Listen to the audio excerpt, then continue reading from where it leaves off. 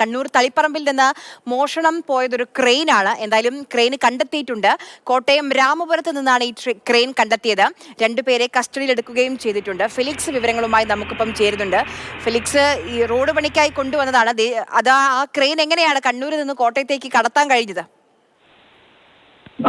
ആര്യ, കഴിഞ്ഞ ശനിയാഴ്ചയാണ് തളിപ്പറമ്പ് കുപ്പം എന്ന സ്ഥലത്ത് മേഘ കൺസ്ട്രക്ഷന്റെ ഈ ക്രെയിൻ മോഷണം പോകുന്നത്. രാത്രി ക്രെയിൻ റോഡരികിൽ പാർക്ക് ചെയ്ത് വെച്ച വാഹനമാണ്. പിറ്റേ ദിവസം രാവിലെ നോക്കുമ്പോൾ ആ വാഹനം അവിടെ ഉണ്ടായിരുന്നില്ല. പിന്നീട് CCTV ദൃശ്യങ്ങളിൽ രണ്ടുപേർ ഈ ക്രെയിൻ ഓടിച്ചുകൊണ്ട് പോകുന്ന ദൃശ്യങ്ങൾ ലഭിച്ചിരുന്നു. പിന്നാലെ തളിപ്പറമ്പ് പോലീസ് നടത്തിയ അന്വേഷണത്തിലാണ് ഇന്നിപ്പോൾ ക്രെയിൻ കോട്ടയം രാമപുരത്ത് വെച്ച് കണ്ടെത്തിയിട്ടുള്ളത്. രണ്ടുപേരെ ഇപ്പോൾ പോലീസ് കസ്റ്റഡിയിൽ എടുത്തിട്ടുമുണ്ട്.